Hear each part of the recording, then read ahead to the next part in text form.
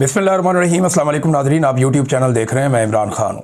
Nadreen, साबिक वज़ीर आज़म जिन्हें छोड़कर भागना पड़ा अपने मुल्क को, बांग्लादेश को, हसीना वाजिद, उन्होंने लोगों के ऊपर गोली चलाने के अहकामात जारी किए थे। अब ये हसीना वाजिद भी पाकिस्तान की तरह ही कर रही थी, जैसे आजकल पाकिस्तान में हो रहा है। अदालतों को इस्तेमाल कर रहे हैं, फ़ौज को इस्तेमाल कर रहे हैं, इदारों को इस्तेमाल कर रहे हैं।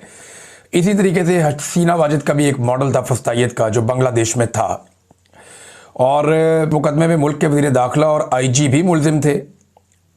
इस्तगासा के मुताबिक मुजाहिरीन के खिलाफ ड्रोन इस्तेमाल किए गए, हेलीकॉप्टरों को इस्तेमाल किया गया, मौलिक हथियारों का इस्तेमाल किया गया, जिससे लोगों की हलाकतें हुई थी। शेख हसीना वाजिद ने हुक्म दिया था और वज़ीर दाखिला और IG ने हुक्म पर अमल किया था। लेकिन IG जो है वो सुल्तानी गवाह बन गया कि जनाब मैं तो इनके कहने के ऊपर ये काम किया है। सज़ा हुई, IG को माफ़ी मिल गई, हसीना वाजिद को सज़ा हो गई।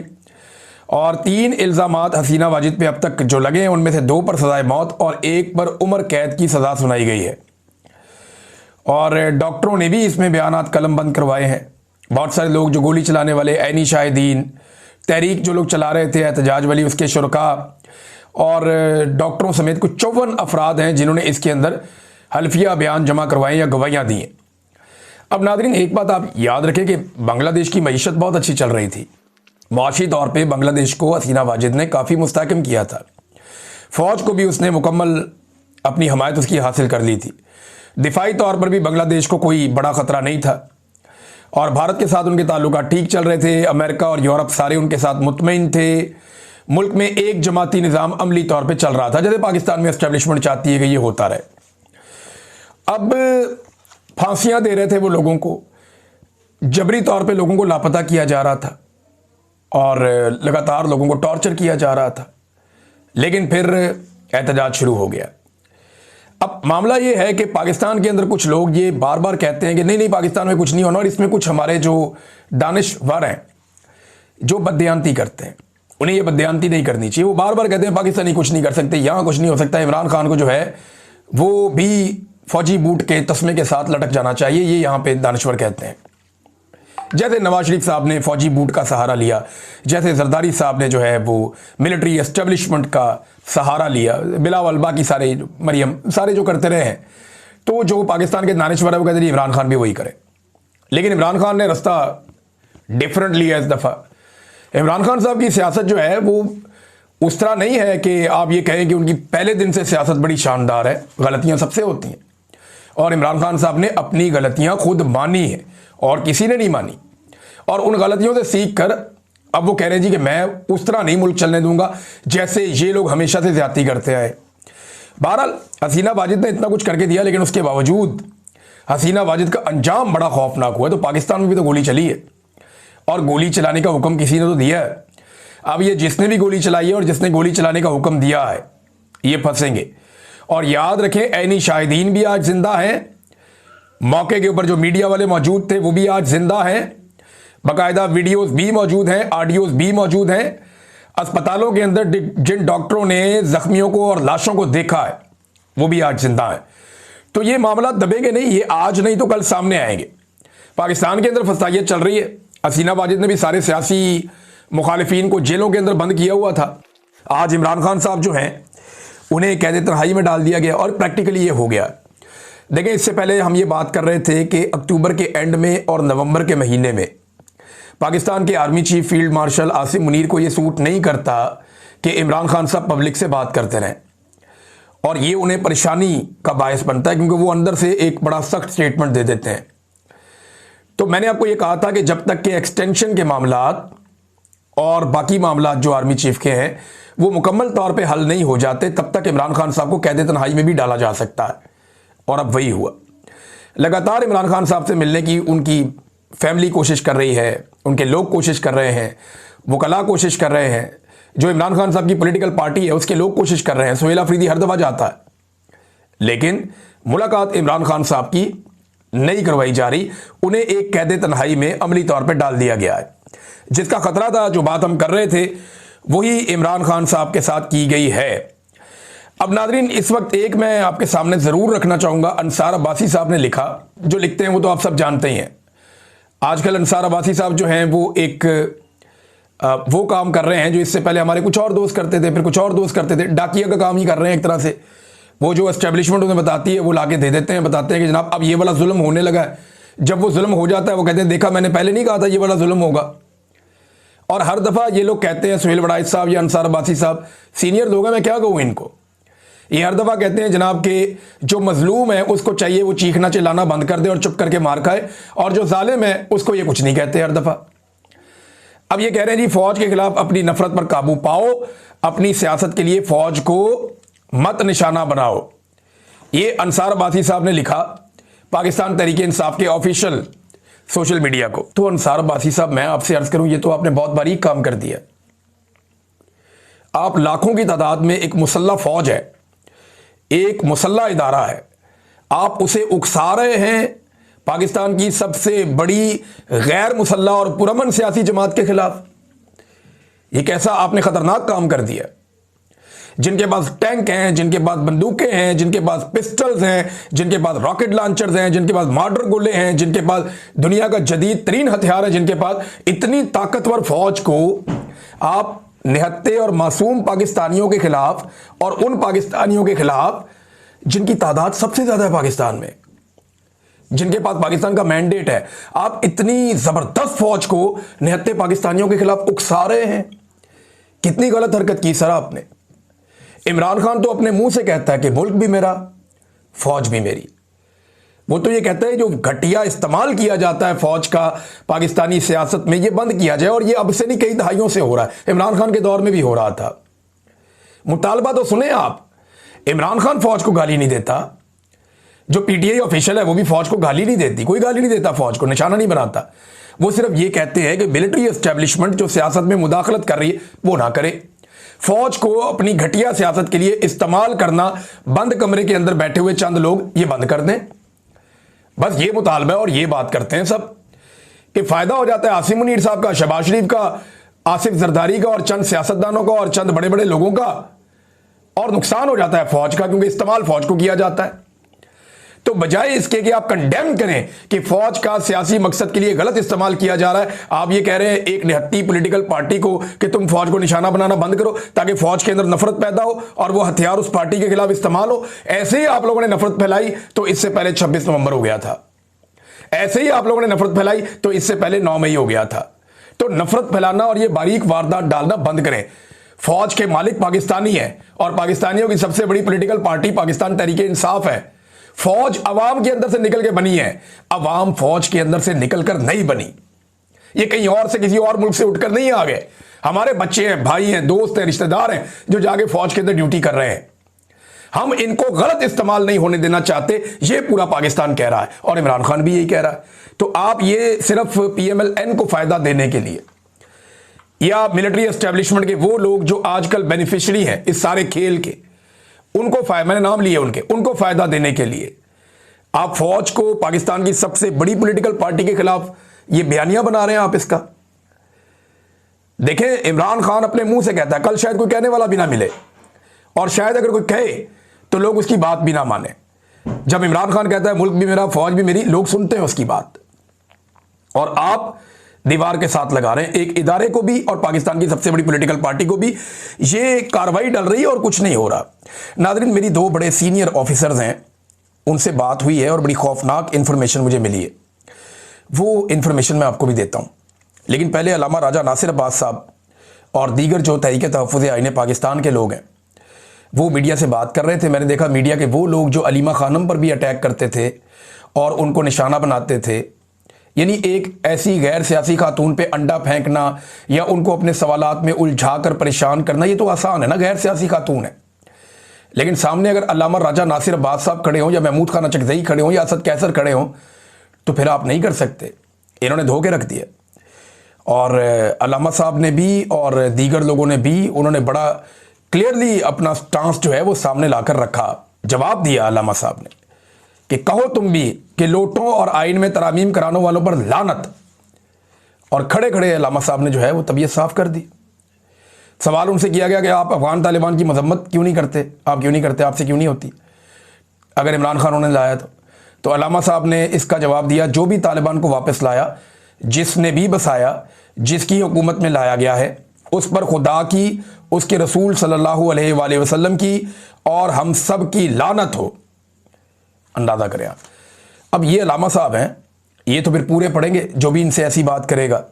ये अब अलीमा खानम तो नहीं है, गैर सियासी खातून। अच्छा, 2 ऑफिसर ने मेरे से रब्ता किया, मैं आपको बता रहा था। उन्होंने बताया कि इस वक्त पाकिस्तान में मईशत जो है वो सिर्फ हिंदुओं का खेल एक चल रहा है, आदादो शुमार का खेल चल रहा है। कोई पाकिस्तान के अंदर मईशत नहीं चल रही। ये मांगे तांगे से करके अवाम के ऊपर बोझ डाल के मुल्क की गाड़ी हम खींच रहे हैं। ऑफिसर्स ने कहा, और बड़े अच्छे उहदों पे बैठे हुए ऑफिसर्स हैं, मैं उनके नाम लूंगा उनके लिए मुसीबत बन जाएगी। उन्होंने कहा जी कि हम बैठ के मक्खियां मारते हैं सारा दिन, कोई सरमायाकारी पाकिस्तान में नहीं आ रही, कोई बंदा पाकिस्तान के अंदर पैसे लेकर नहीं आ रहा, कोई लाने के लिए तैयार नहीं है, बल्कि जो पाकिस्तान के अंदर पैसे हैं, जिन लोगों के पास, वो पैसा लेकर पाकिस्तान से बाहर जाना चाहते हैं, और उसको रोकने के लिए भी हमारे पास कोई बंदोबस्त नहीं है। अभी एक और कंपनी चलेगी और बड़ी आनन फानन वो कंपनी पाकिस्तान से भागी है। यानी लोग ऐसे पाकिस्तान से भाग रहे हैं जैसे खुदा ना खास्ता कोई आग लगी हुई है। एक और मल्टीनेशनल कंपनी पाकिस्तान से निकल गई। जनूबी कोरिया की लोटे केमिकल $69 मिलियन में फरोख्त हो गई। लोटे केमिकल इतनी जल्दी में थी कि अपने 75% उन्होंने जो अपने शेयर्स हैं वो रियायती कीमत पर बेचकर मुल्क से निकल गए। उन्होंने कहा निकलो यहां से। नाज़रीन, हर दूसरे चौथे दिन कोई ना कोई कंपनी पाकिस्तान में बंद हो रही है, कोई ना कोई मुल्क से छोड़कर जा रहा है, और ये कह रहे हैं जी मुल्क बेहतर हो रहा है, पहले से आगे बढ़ रहा है, जनाब तरक्की और खुशहाली का सफर हो रहा है। ये किसकी तरक्की और खुशहाली है? इनके अपने घरों की, इनके अपने रिश्तेदारों की, इनके अपने करीबी लोगों की। किसान की कपास नहीं बिक्री, गन्ने के किसान को इन्होंने रोल के रख दिया। इस वक्त कुछ भी पाकिस्तान में ठीक तरीके से नहीं हो रहा, सवाए जो लोग साहिब इक्तदार हैं वो एक आईनी दीवार अपने इर्द गिर्द खड़ी करते जा रहे हैं और उन्हें लगता है कि वो बड़ा कमाल काम कर रहे हैं। उलमा इकराम एक के बाद एक बोल रहे हैं। जावेद गामदी साहब बोले, ताहिर अशरफी साहब बोले, मुफ्ती तकी उस्मानी साहब बड़ा खुलकर बोले, मौलाना तारिक मसूद साहब जो हैं वो भी बड़ा खुलकर बोले, और अल्लामा जवार बहादुर साहब जो है वो भी इसके ऊपर बोले। तो 5 बड़े उलमा इकराम पाकिस्तान के अब तक ये कह चुके हैं कि फील्ड मार्शल आसिम मुनीर साहब ने जो इस्तिस्ना हासिल किया है ताहयात, ये गैर इस्लामी और गैर शरई है। ये काम, वो हाफ़िज़ कुरान है, उनको ये काम नहीं करना चाहिए था, और ये वैसे भी एक बुज़दिलाना काम है, उनको नहीं करना चाहिए था। आर्मी चीफ है, उन्हें ये तो कभी मुशर्रफ ने, ज़ियाउल हक ने नहीं लिया, याया खान ने, और जो है वो उसने फील्ड मार्शल अयूब खान ने नहीं लिया। तो ये इस्तिस्ना जो है ये गलत है, ये अच्छा भी नहीं है, इसको नहीं लेना चाहिए था। नाज़रीन, साहबजादा हामिद रज़ा साहब के साथ बड़ी ज़्यादती की जा रही है जेल के अंदर, और वो लगातार रिपोर्ट भी हो रही है। ये साहबजादा हामिद रज़ा के साथ जेल में अद्वियात की अदम फराहमी और मुलाकातों में सख्ती पर तहरीक इंसाफ का भी अब रद्द-ए-अमल आया है, और वो ये बता रहे हैं कि इमरान खान साहब से उन्होंने वफादारी निभाई है, और वो उन्होंने बड़ी बहादुरी के साथ कहा जी मैं गिरफ्तारी देने के लिए जा रहा हूँ, और वो गिरफ्तार हुए। लेकिन उसके बाद उनकी मुलाकातें हो जाएं या अद्वियात की फराहमी हो जाए या उनके मामलात हों, जेल में उनके ऊपर लगातार सख्ती की जा रही है। कितनी ज़्यादती है? मुझे उनके कुछ जानने वाले लोगों ने रब्ता किया, उन्होंने कहा जी कि साहबजादा हामिद रज़ा साहब जो हैं उन्हें जेल में परेशान किया जा रहा है और उनसे एक सियासी किस्म का इंतकाम लिया जा रहा है। कोशिश ये की जा रही है कि वो इमरान खान के खिलाफ हो जाए या उन्हें इमरान खान के खिलाफ इस्तेमाल किया जा सके। तहरीक इंसाफ ने मुतालबा किया कि साहबजादा हामिद रज़ा को जेल में दरकार तिब्बी और कानूनी सहूलियात फराहम की जाएँ, अहले खाना और वकला के साथ मुलाकात के लिए मुनासिब और आज़ादाना माहौल मुहैया किया जाए और उनकी अपीलों की फौरी और मुनसिफाना समाअत को यकीनी बनाया जाए, इंसाफ के तकाजे भी पूरे किए जाएं। तो साहबजादा हामिद रज़ा साहब एक बड़े अरसे से मुश्किल वक्त देख रहे हैं, उनकी पूरी फैमिली देख रही है, तो अब एकदम एक और मुश्किल का पहाड़ उन पर टूटा है। नाज़रीन, पाकिस्तान पीपल्स पार्टी से जैसा कि वादा किया गया था, जैसा कि पाकिस्तान पीपल्स पार्टी जो है उसके साथ ये वादा किया गया था कि 27वीं आईनी तरमीम के बाद आप आज़ाद कश्मीर में अपना वज़ीर-ए-आज़म बना लें। और अब जो एस्टेब्लिशमेंट का वज़ीर-ए-आज़म था वहाँ पे चौधरी अनवारुल हक, वो फारिग हो गया। और मैं एस्टेब्लिशमेंट का इसलिए कह रहा हूँ कि खुद PMLN के लोगों ने कहा हुआ है। और अब उसके बाद जो है वो पाकिस्तान पीपल्स पार्टी का फैसल मुमताज़ वो वहाँ पे बन गया वज़ीर-ए-आज़म आज़ाद कश्मीर। तो पीपल्स पार्टी को एक और तोहफ़ा दे दिया गया है। एक तोहफ़ा तो PMLN को भी मिला। PMLN का आपको पता है एक बंदा पकड़ा गया था, और ये वो बंदा पकड़ा गया था जिसके बारे में खबर आई थी कि इकबाल संघेड़ा, इसका ताल्लुक जो है वो ख्वाजा आसिफ के साथ, और ख्वाजा आसिफ साहब की बड़ी उलझन और बेचैनी के बारे में भी खबरें आती रही थी। तो ये इकबाल संघेड़ा भाग गया जनाब, और इसके भागने की कहानी भी बहुत अजीब है। करप्शन इल्जाम में गिरफ्तार साबिक ADCR, ये ब्यूरोक्रेट था सियालकोट में, और सियालकोट ही ख्वाजा आसिफ का आपको पता है। इकबाल संगेड़ा रावलपिंडी पुलिस की हिरासत से फरार हो गया। पेशी के बाद वापस जाते हुए ये लाहौर जा रहा था। मुलजिम का भाई अपने साथियों के हमरा पुलिस की हिरासत से उसे लेकर फरार हो गया। आप अंदाजा करें। और अजीबोगरीब बात बताऊं मैं आपको, इसमें अजीबोगरीब कहानी ये है कि 13 नवंबर को मोटरवे सर्विस एरिया से चकमा देकर ये भागा, यानी 13 नवंबर को इसको भगाया गया मोटरवे सर्विस एरिया से 13 नवंबर को, और 15 नवंबर तक पुलिस एहलकार ने बताया ही नहीं। आप अंदाजा करें इस एहलकार को कितना पैसा दिया गया होगा या किस तरीके से ये सारा खेल मैनेज किया गया होगा। अब तक तो ये बंदा मेरे ख्याल में पाकिस्तान से बाहर भी अगलों ने निकाल दिया होगा, निकालने वालों ने। तो कहानी ये है कि 15 नवंबर तक पुलिस एहलकार ने बताया नहीं कि जरा बंदा भाग गया, बंदा किधर गया।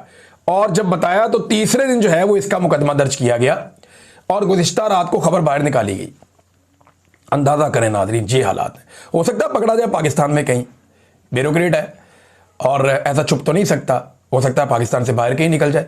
ख्वाजा आसिफ साहब के साथ इसके मुबैना तौर पर ताल्लुकात बताए जाते हैं और ये पुलिस की हिरासत से निकलकर भाग गया। आप सोचें कि पाकिस्तान तहरीक इंसाफ की कुछ छोटी मोटी खातून किसी जगह पे रैली निकाल दे तो पूरे पाकिस्तान के मीडिया में रोला पड़ जाता है। PTI का झंडा उठा के कोई बंदा कोई एक नाका क्रॉस कर जाए तो पाकिस्तान में दहशतगर्दी के मुकदमा दर्ज हो जाते हैं। ये एक ब्यूरोक्रेट पुलिस की हिरासत से भाग गया और आपको 4 दिन पता ही नहीं चला। तीसरे दिन जाके उसने एहलकार ने बताना गवारा किया कि ये नस गया मेरे को। ये मुमकिन है कुछ सोच सकता है कि SP को पता ना चले, SHO को पता ना चले, जहां से गिरफ्तार है वहां लाके देखे तफ्तीशी को पता ना चले, ये मुमकिन ही नहीं है। ये सब कहानी है, ये सब ड्रामा है और ये खेल खेला गया है। हम सब जानते हैं कि ये 2 लोगों की आपस की लड़ाई है और उसके बीच में ये खेल चल रहा है और इसके किरदार जो हैं वो इस वक्त सारे के सारे हुकूमत के अंदर बैठे हुए हैं। नाज़रीन, वकला की जो तहरीक है वो आहिस्ता आहिस्ता अब शुरू हो रही है। वकला मोमेंटम पकड़ रहे हैं, भाग दौड़ कर रहे हैं, हल्की फुल्की जो है वो उनकी तहरीक के अंदर मोमेंटम आना शुरू हो गया है। साथ में पाकिस्तान तहरीक इंसाफ या तहरीक तहफ़्फ़ुज़ आईन पाकिस्तान, उन्होंने भी जुम्मे को यौम स्याह मनाने का ऐलान कर दिया है। और कराची के अंदर हमने मनाज़िर देखे, हमने पेशावर में मनाज़िर देखे वकला के एहतजाज के, अब सुप्रीम कोर्ट के बाहर भी वो एहतजाज का ऐलान कर रहे हैं। तो तहरीक तहफ़्फ़ुज़ आईन पाकिस्तान फ्रंट फुट पे आई है। ख्वाजा साद रफ़ीक जो इस वक्त हुकूमत का हिस्सा है और हुकूमती जमात का हिस्सा है, उन्होंने चंद बातें की हैं इन जजेस के बारे में जिन्होंने इस्तीफे दिए हैं, यानी जस्टिस अतर मिनल्लाह, जस्टिस सैयद मंसूर अली शाह और उनके अलावा एक और मुअज़्ज़िज़ जज, यानी 3 जजेस ने इस्तीफे दिए। और इन 3 जजेस के हवाले से जस्टिस शम्स महमूद मिर्ज़ा के बारे में भी उन्होंने बात की। उन्होंने कहा बहुत अच्छे जज हैं तीनों, ओवरऑल इनकी बड़ी अच्छी रेपुटेशन है और तीनों जजेस ने बड़ा अच्छा काम भी किया। माजी में इन जजेस ने PMLN को भी बड़ा इंसाफ दिया हुआ है, बल्कि इस हद तक इंसाफ दे दिया कि नवाज शरीफ को स्टाम्प पेपर के ऊपर पाकिस्तान के बाहर भेजने में भी इन्हीं जजेस में से एक ने किरदार अदा किया हुआ है। तो अब ख्वाजा सादर भी कह रहे हैं वैसे तो ये बड़ा मज़ा आ रहा है और चीज़ें जो आप इसको एंजॉय कर सकते हैं, यानी PMLN जो मर्जी इसमें करता रहे, लेकिन वो ये कह रहे हैं इन जज साहबान के इस्तीफों पर मुझे दिली अफसोस हुआ है। और आप धड़ेबंदी कहें इसको, सियासत की ऐनक से देखा जाए तो बड़ा सुहाना आपको दिखाई देता है, लेकिन गैर जानिबदारी से अगर आप इसे देखें तो ये इस्तीफे पाकिस्तान में आइन, इंसाफ, कानून और जमहूरियत की बालादस्ती का ख्वाब देखने वाले हर फर्द के लिए लम्हा फिक्रियाँ हैं। उन्होंने कहा मुझे नजर आ रहा है कि यह सिलसिला यहां नहीं रुकेगा बल्कि अदलिया से होता हुआ पार्लियामेंट तक जाएगा। याद रखना चाहिए कि हर मुखालिफ को पकड़ा जा सकता है, ना ही मुल्क दुश्मन करार दिया जा सकता है। तो ये उन्होंने कहा जी कि दुश्मनों में घिरा हुआ न्यूक्लियर पाकिस्तान आखिर कहां तक और कब तक अंदरूनी महाजराई का मुतहम्मिल होगा। देरीना तनाज़ात के हल के लिए नए तनाज़ात को जन्म देना दानिशमंदी नहीं कहलाता। इस वक्त एस्टेब्लिशमेंट को कुछ नजर नहीं आ रहा ख्वाजा साहब, ना एस्टेब्लिशमेंट को नजर आ रहा है, ना आपकी अपनी पॉलिटिकल पार्टी को नजर आ रहा है। ये इधर ट्विटर के ऊपर आप एक स्टेटमेंट देने की बजाय नवाज शरीफ साहब को जाकर समझाएं, शहबाज शरीफ साहब को जाकर समझाएं कि इक़्तिदार के नशे से बाहर आएँ। मरियम नवाज जिन्हें आप अपनी बहन कहते हैं उन्हें जाकर समझाएं, जरदारी से मिलें, बाकी लोगों को कहें कि यार खुदा का वास्ता ये बंद करें ये सारा गंद बला। बैठ के अगर इमरान खान ने भी आपके साथ बातचीत शुरू की थी तो आपने अपनी पावर शो ही नहीं की। इमरान खान की एक वहां पे एक जूनियर ऑफिसर मुलाकातें बंद करवा देता है, आप बेबस होकर बैठ जाते हैं, आपका प्राइम मिनिस्टर कहता है पूछ के बताता हूं। अगर आप सारे इकट्ठे होकर ये कहें जी हमने बातचीत करनी है तो तहरीक तहफ़्फ़ुज़ आईन पाकिस्तान के लोगों के साथ बातचीत करें, बैठें, कोई रास्ता निकालें, फौज को वापस बैरकों में भेजें, और ये जो मिलिट्री का एक किरदार है सियासत के अंदर, इसको ख़त्म करें। बाकी मसले पाकिस्तान के इलेक्शन के साथ साथ हल होते जाएंगे। तो ये ट्वीट करने से पाकिस्तान आगे नहीं बढ़ेगा। अमली तौर पे जिसने भी कुछ करना है उसको करना पड़ेगा। अब तक के लिए इतना ही। अपना ख्याल रखिएगा, अपने इस चैनल का भी। अल्लाह हाफ़िज़।